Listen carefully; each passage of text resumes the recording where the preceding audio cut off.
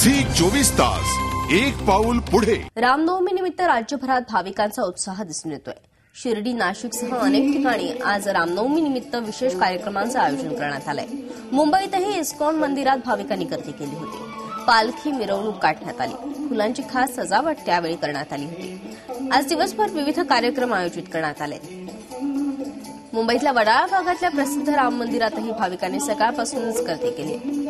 आज दिवसभर विविध कार्यक्रम या ठिकाणी पार पडणार आहेत।